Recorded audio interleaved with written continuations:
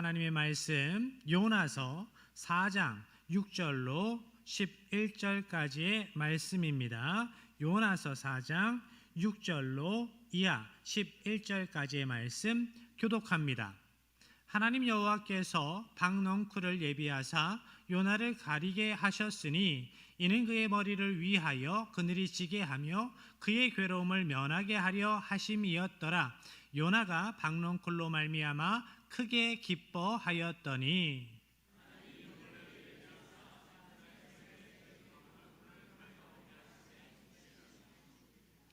해가 뜰 때에 하나님이 뜨거운 동풍을 예비하셨고 해는 요나의 머리에 쪼임에 요나가 혼미하여 스스로 죽기를 구하여 이르되 사는 것보다 죽는 것이 내게 나으니이다 하니라.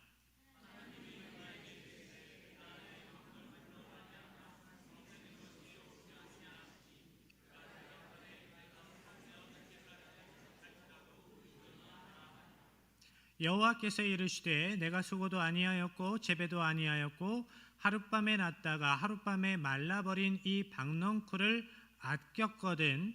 하물며 이 큰 성읍 니느웨에는 좌우를 분별하지 못하는 자가 12만여 명이요 가축도 많이 있나니 내가 어찌 아끼지 아니하겠느냐 하시니라. 아멘.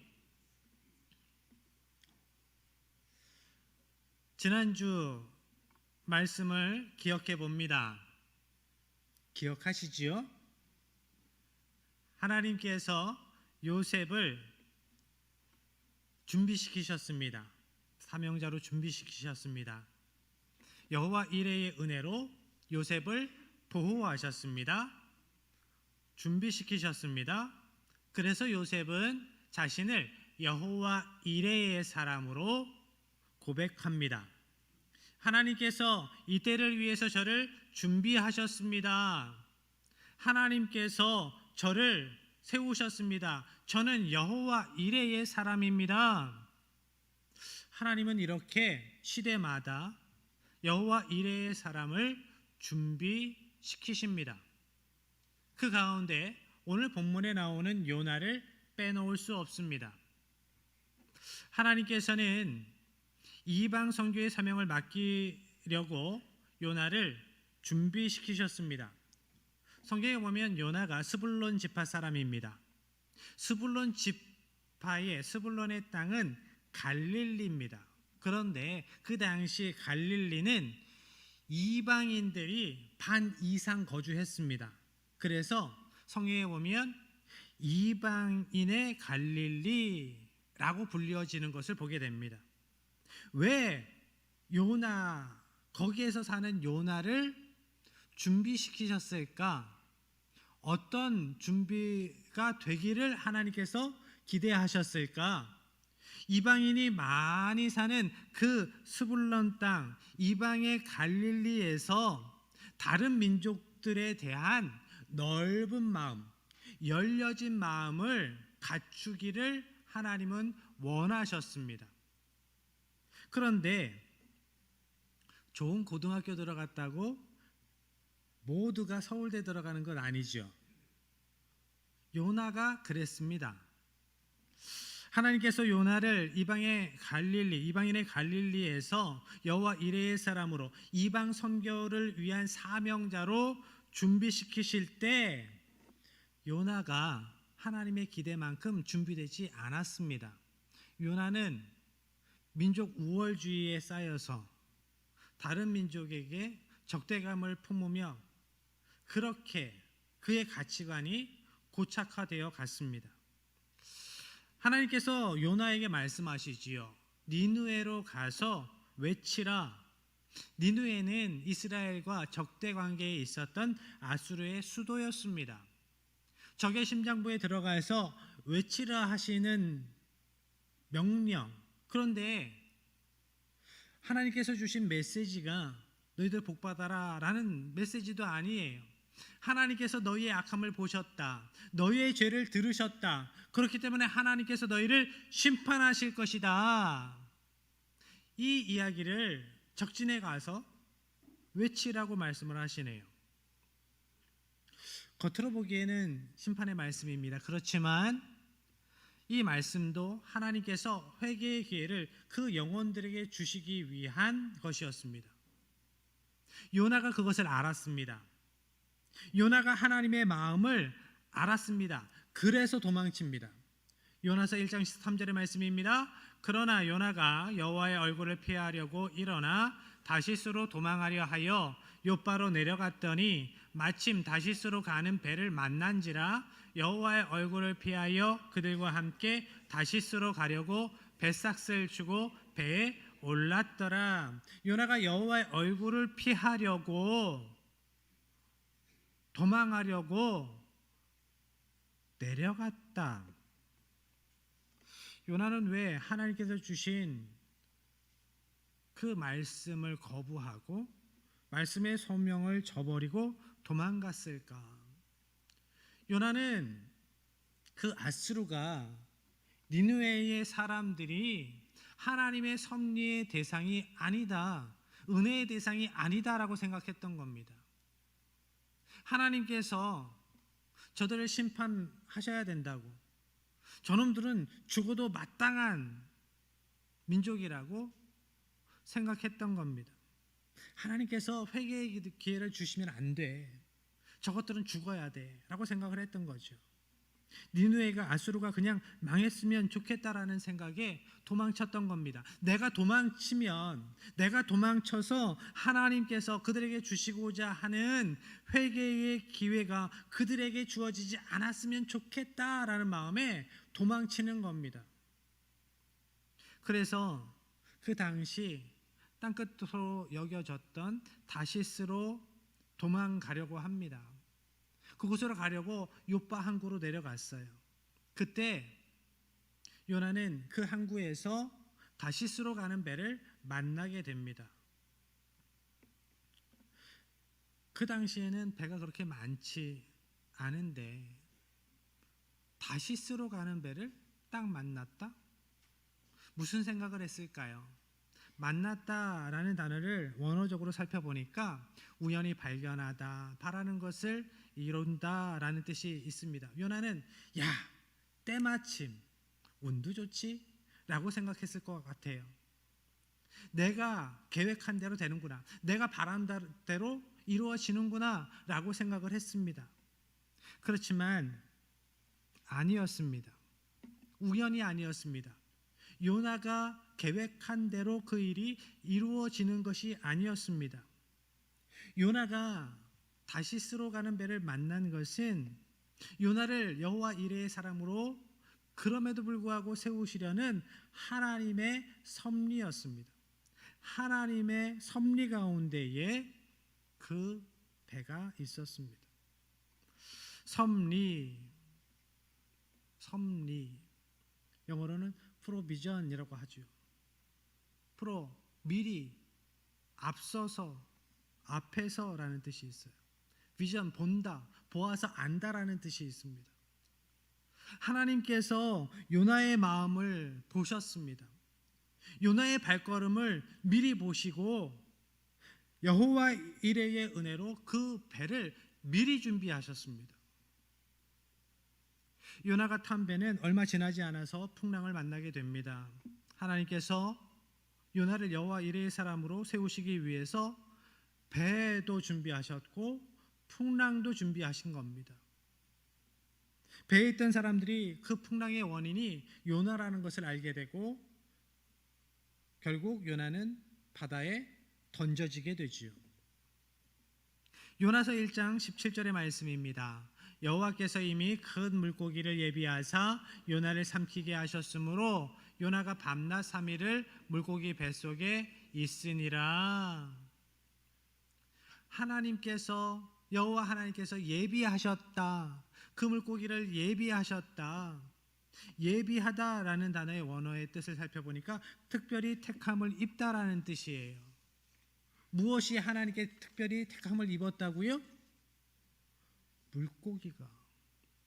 하나님께서 이스라엘을 당신의 백성으로 부르신 것처럼, 요나를 선지자로 부르신 것처럼 하나님께서는 필요하시면 물고기도 택하여 부르신다라는 겁니다. 우리 하나님은 이러한 하나님이시다. 창조주 하나님이시다. 그렇기 때문에 세상 만물을 하나님의 뜻 가운데에 사용하실 수 있는 분이다라는 것을 가르쳐 주시는 겁니다. 요나의 높아진 마음, 선민 사상, 그리고 하나님께 대한 갇힌 지식을 이러한 방법을 통해서 깨부숴 주시는 거예요. 일깨워 주시는 겁니다. 요나를 삼킨 큰 물고기는 단순히 고난만이 아니었습니다. 하나님께서 요나를 여호와 이레의 사람으로 세워 가시기 위해 준비하신 것, 여호와 이레의 은혜였습니다. 하나님께서는 요나를 살리셔서 여호와 이레의 사람으로 준비시키시고 사명의 자리로 돌아가도록 계획하셨습니다. 그렇지만 이 일을 위해서 요나는 죽고 살아야 했습니다. 요나는 죽음과 부활을 경험해야 했습니다. 그래서 하나님은 인간의 상식으로는 생명의 소망이 완전히 끊어지는 3일 동안 요나를 물고기 뱃속에 두셨습니다. 우리가 다시 살아나야 하기 때문에 우리를 그러한 자리에 두실 때가 있어요. 우리의 생각이, 우리의 심령이 다시 살아나야 하기 때문에 하나님께서는 요나가 인간의 상식, 인간의 기준을 내려놓기를 원하셨습니다. 자기 생각, 자기 가치관을 내려놓고 하나님의 명령에 순종하기를 원하셨습니다. 여호와 이레의 사람으로 준비된다라는 것은 이것입니다. 내 주장, 내 생각을 내려놓고 순종의 사람으로 준비되는 겁니다. 요나는 물고기 뱃속에서 이제 하나님을 향해 기도합니다. 요나가 물고기 뱃속에서 기도드릴 때 신음과 같은 그 기도를 하나님께서 들으셨습니다. 요나는 물고기 뱃속에서 하나님께 대한 감사가 회복되고 예배가 회복되고 찬양이 회복됩니다. 하나님께 대한 서원에 관한 마음이 회복되었습니다. 요나, 그 이름에는 비둘기라는 뜻이 있어요. 비둘기 전령처럼 이제 여호와 이레의 사람으로 살아갈 마음의 준비가 됩니다. 그때 그런 마음의 준비가 되었을 때 요나의 감사가, 요나의 예배가, 요나의 기도가, 요나의 찬양이 회복되었을 그때, 그 마음이 준비되었을 때, 예배자로 준비되었을 때, 사명자로 준비되었을 때 하나님은 요나를 살리십니다. 요나서 2장 10절입니다. 여호와께서 그 물고기에게 말씀하시매 요나를 육지에 토하니라. 아멘. 하나님께서 신음 같은 요나의 기도를 들으시고 수월 같은 물고기 뱃속 그 죽음의 자리에서 드린 감사와 찬양을 들으시고 그 예배를 받으시고 요나를 살려주십니다. 니느웨로, 사명의 길로 가게 하십니다. 요나가 니느웨 성에서 하나님의 심판의 메시지를 선포하지요. 그런데 하나님을 알지 못하던 그 땅의 사람들이 통해 자복하는 일들이 벌어집니다. 그 성에 왕으로부터 백성들 가축에 이르기까지 금식하며 회개하는 일이 벌어집니다. 하나님께서는 그 모습을 보시고 말씀하신 재앙을 내리지 않으세요. 심판을 철회하십니다. 이것입니다. 이것이 하나님께서 원하시는 것이었어요. 하나님께서 기대하시는 것이었습니다. 여러분, 하나님의 백성들에게 원하시는 것은 이것입니다.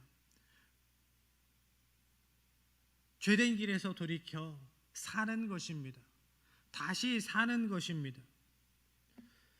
그런데 요나는 하나님께서 그들을 용서하실 때 그 모습을 보고 화를 냅니다.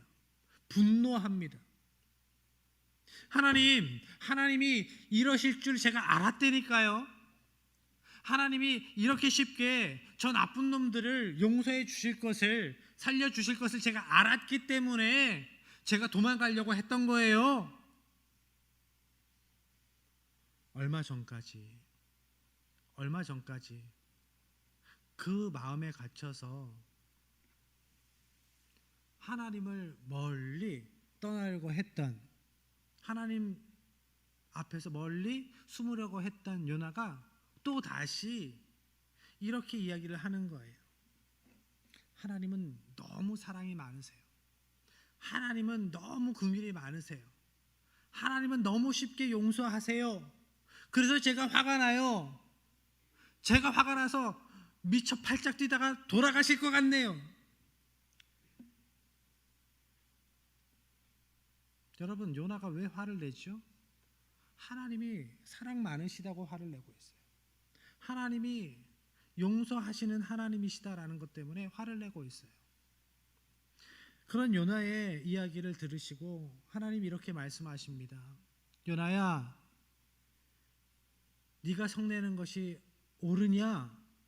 네가 분내는 것이 옳으냐? 옳은 것 같으냐? 하나님은 이렇게 말씀하신 후에 요나가 하나님의 뜻을 깨닫기 원하셔서 요나가 여호와 이레의 사람으로 준비되도록 한 가지 사건을 만드셔요. 하나님 여호와께서 박농쿨을 예비하사 요나를 가리게 하셨으니 이는 그의 머리를 위하여 그늘이 지게 하며 그의 괴로움을 면하게 하려 하심이었더라. 요나가 박농쿨로 말미암아 크게 기뻐하였더니, 하나님이 박농쿨을 키워주셨어요.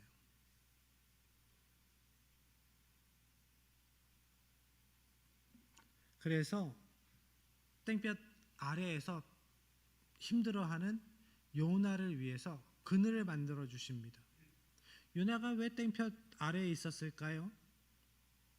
내가 하나님께 이렇게 간절하게 아주 강하게 어필을 했으니까 하나님 내 기도를 들으시고 저놈들을 심판해 주시겠지 라고 생각하면서 하나님이 저 니느웨 성에 심판을 내리실 것을 기대하면서 하나님 앞에서 시위하는 거예요.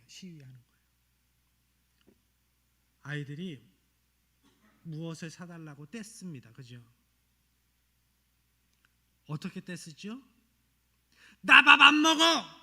나 밥 안 먹어!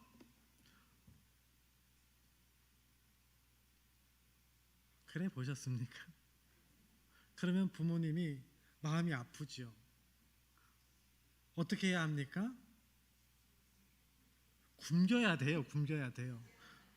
지가 배고프면 먹겠지. 근데 그게 잘 안 돼. 그래서 어르고 달래잖아요. 우리 하나님도 그러셔요. 요나가 하늘 아버지의 마음을 아프게 만드는데 깨닫기 원하셔서 그 번거로운 일을 만드시는 거예요. 하나님께서 만드신 박농쿨로 그늘이 지고 그 그늘로 인하여서 요나가 시원해지니까 참 기뻐했습니다. 많이 기뻐했습니다. 말씀을 보니까 그의 괴로움을 면하게 하려 하심이었더라라고 말씀합니다. 여기에서 괴로움은 히브리어로 라라고 해요. 육체적인 괴로움뿐만 아니라 선하지 않은 괴로운 마음의 상태를 의미합니다. 그리고 면하다, 히브리어 낫잘이라는 단어는 구원하다, 구해주다, 건져내다 라는 뜻이 있어요. 그러니까 하나님께서는 단순히 요나에게 육체적인 시원함만 주기 위해서 그러한 일을 하신 것이 아니라 선하지 않은 괴로운 마음에서, 그 고통에서, 그 괴로운 마음에서 요나를 건져주시기 위해서, 구원하시기 위해서 그 박농쿨을 만들어 주셨다라는 겁니다.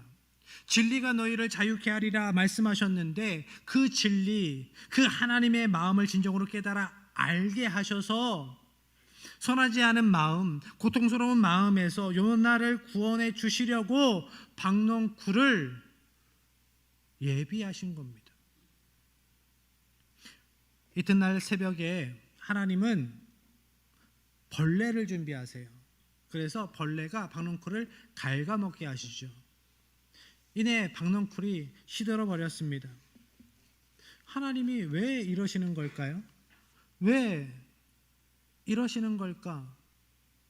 요나를 놀리시는 걸까? 요나가 알기를 원하셔서 이런 일을 하시는 거예요. 무엇이 옳은지, 진리가 무엇인지, 하나님의 마음이 어떠한지를 알게 하시려고 이런 상황을 만드시는 겁니다. 여호와 이레의 사람이 되기 위해서 필요했던 것은 지역에 대한 정보가 아니었습니다. 설교하는 어떤 기능적인 능력이 아니었습니다. 요나가 여호와 이레의 사람으로 서기 위해 필요했던 것은 무엇보다 하나님의 마음을 아는 것이었어요. 하나님의 마음을 품는 것이었습니다. 박넝쿨이 하루아침에 시들어 버리니까 요나가 또 성질을 내면서 하나님께 불평불만을 쏟아냅니다. 그때 하나님께서 이렇게 말씀하세요. 마지막으로 요나서 4장 10절 11절 한 목소리로 함께 합니다. 여호와께서 이르시되 내가 수고도 아니하였고 재배도 아니하였고 하룻밤에 났다가 하룻밤에 말라버린 이 박넝쿨을 아꼈거든. 하물며 이 큰 성읍 니느웨에는 좌우를 분별하지 못하는 자가 12만여 명이요 가축도 많이 있나니 내가 어찌 아끼지 아니하겠느냐 하시니라. 아멘. 박넝쿨 한 포기를 너가 그렇게 아끼고 사랑하는데 요나야, 그 영혼들, 그 생명들 내가 창조해 놓은 내 것이다. 12만의 영혼들이, 그 수많은 육축들이 거기에 있어. 요나야, 내 마음 좀 알아주라. 요나야, 내 마음 좀 네가 좀 헤아려 주라. 이렇게 요나를 향해서 어르고 달래시는 거예요. 이것이 하늘 아버지의 마음입니다. 이것이 부모의 마음 아닙니까? 여러분이 보실 때 제가 어떤가요? 어렸을 때부터 온순하게 잘 자라서 목사가 된 것 같은가요? 아니요. 어렸을 때 제가 한성격 했잖아요. 그래가지고 아버지의 마음을, 어머니의 마음을 참 힘들게 했던 시간들이 있어요. 제 밑에 동생이 있는데 그렇게 조업했단 말이죠. 그런데 어느 정도 자라고 난 다음에 아버지께서 이런 말씀을 어느 날 하셨어요. 아들아, 형제간에는 투닥일 수는 있지만 형제 자매간에는 평생 마음에 남을 만한, 앙금이 될 만한, 걸림이 될 만한 말은 한마디도 해서는 안 돼. 이렇게 말씀하세요. 이게 아버지의 마음이죠. 이것이 우리 하늘 아버지의 마음입니다. 그런데 때로 하나님의 마음을 알면서도 그 마음을 내가 품지 못해요. 제가 부목사로 있을 때 부목사 시간이 아주 길어졌거든요. 한 날은 담임 목사님께 저 목사님 뵈러 올라가도 될까요? 라고 연락드리고 올라간 적이 있어요. 그리고 이렇게 말씀을 드렸습니다. 담임 목사님, 담임 목사와 부목사의 관계가 아니라 선배와 후배의 관계로 저 상담 좀 해주세요. 저 상담 좀 해주세요. 라고 말씀을 드렸어요. 왜 그래 권 목사? 뭐가 힘들어? 그러시는 거예요. 목사님, 제가 마음이 힘들어요. 부목사로 오래 사역하다 보니까 성도들을 대할 때 사랑으로 대하는 게 아니라 일로 대해요. 그 마음이 없어졌어요. 그 마음이 적어지고 있다가 이제는 없어지는 것 같아요. 이렇게 목회하면 안 되잖아요. 이렇게 목회하면 안 되잖아요. 제가 너무 힘들어요. 그때 목사님이 말씀하시더라고요. 그 시간도 이겨내고 그 시간을 통해서도 배우는 거다. 반복되는 일상 속에서 하나님의 마음을 놓치지 않으려고 애쓰고 애쓰는 그 노력도 배우는 시간이야. 너무 힘들어하지 말아라 말씀을 하시더라고요. 여러분, 이 마음 놓치면 안 돼요. 목사뿐만이겠습니까? 모든 하나님의 백성들이 하나님 마음 놓치면 다 놓치는 거예요. 다 놓치는 거죠. 요나에게 말씀하세요. 요나야, 네가 이 마음을 품고 여호와 이레의 사람으로 준비되어야 한다. 우리도 우리의 마음도 이렇게 준비되어야 합니다. 풍랑을 통해서 역사하신 하나님께서 박넝쿨과 벌레도 사용하셔서 요나를 준비시키신 하나님께서 오늘 우리도 준비시키세요. 하나님께서 그렇게 요나에게 하신 것처럼 우리가 아무 생각 없이 스쳐 지나갈 수 있는 그러한 벌레와 같은 것들도 사용하셔서 우리의 마음을 세워주시기를 원하셔요. 우리의 마음을 채워주시기를 원하세요. 그것들로 인하여 우리가 준비되는 하나님의 백성 되기를 원합니다. 하나님께서 나에게 원하시는 마음이 뭘까? 하나님께서 내가 갖기를 원하시는 그 마음이 뭘까? 항상 생각하며 여러분의 일생을 살아가십시오. 그래서 하나님께서 부어주시는 그 마음으로 하나님께서 맡겨주신 일을 감당하실 때 하나님이 일하실 겁니다. 여러분을 통해서 하나님께서 일하실 겁니다. 여호와 이레의 사람으로 준비되시고 쓰임받는 귀한 은혜가 여러분의 인생을 통해 있어지기를 주님의 이름으로 간절히 축복합니다.